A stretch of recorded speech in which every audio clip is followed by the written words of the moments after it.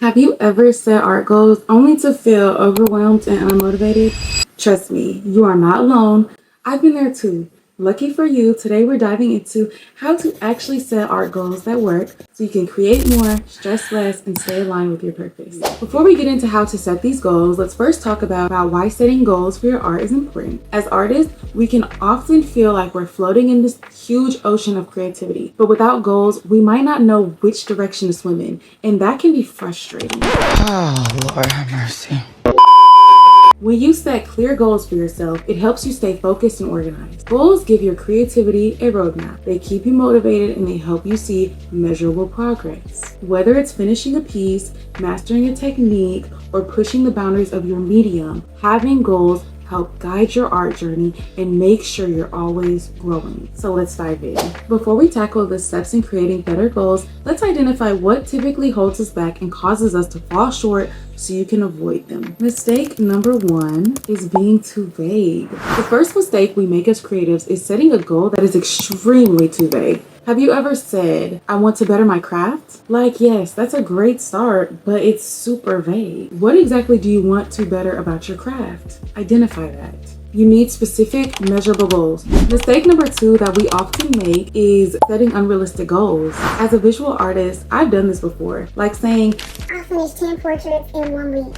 What? While that's very ambitious, that's just not practical, especially for my day-to-day life. For those who are in school or work jobs, it's important to take into account your other commitments while goal setting. Even if you're a full-time creative, big ups to you by the way, it's crucial to break big goals into smaller, achievable tasks that fit your schedule. Lastly, a huge mistake that we make as creatives is only focusing on the end result when goal setting. This can be so discouraging and can leave us disappointed faster than we were encouraged. That's like me saying, I want to sell 100 pieces in 1 month, which, yeah, that sounds great, but what happens when I don't hit that number? How do you think that would affect my mindset and my confidence as a creative? Exactly. Instead, we need to focus on the process. Set goals around learning new techniques, developing consistency, and experimenting with styles so you can enjoy the fruits of your labor in full. This not only sets us up to be confident, it sets us up to be consistent and get better 1% every day. Now, let's get into how to set goals that will actually work for you, and I promise they're simple but effective. There are 3 key steps I always follow when setting my creative goals. First, make your goals as specific as possible. Instead of saying, I want to improve my art, think of one particular area you want to work on. For example,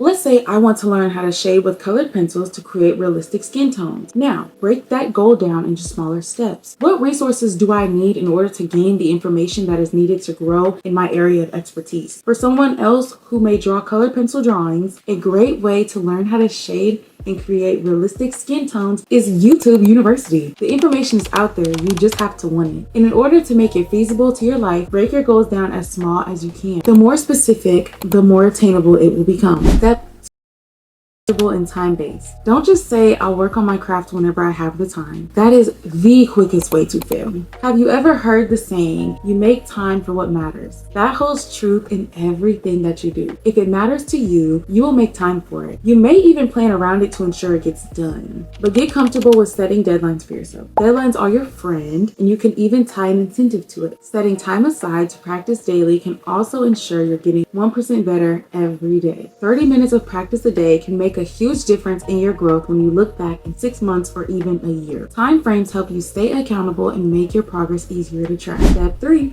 Stay flexible and be kind to yourself. It's okay if you don't hit every goal right on the dot. Life happens. Give yourself room to breathe and adjust your goals when needed. If one of your goals feels overwhelming, break it down even more or adjust the timeline. Remember, progress is progress, even if it's slower than expected. And most importantly, progress over perfection. I recently read the book, The 4 Agreements, and one of the goals from the book is to simply do your best in everything that you do. Like, it can all be so simple, but sometimes we just make it so complicated. Treat yourself like a human and not a robot, because truth be told, you can be disciplined and consistent and still be kind to yourself. If you put your best foot forward in whatever you do, then you should be proud. If you do your absolute best and still need to adjust your goals, you should still be proud. You did your best, and you have the awareness to know when something is too much. You trusted your own judgment, you used your discernment, and you did your best to navigate what is best for you. That is something to be proud of. Oh, and bonus tip, celebrate your wins. Your life is happening now, so don't wait for the big moments. Celebrate every step wherever you're at and enjoy the journey. Like right now, you did it. You took a step in improving yourself and setting creative goals that work. Good job. I am so proud of you. So there you have it. How to set creative goals that actually work. If you're serious about growing as a creative, start setting goals that are specific, measurable, and flexible. Break them down into smaller steps and stay consistent. Excuse my dog. She's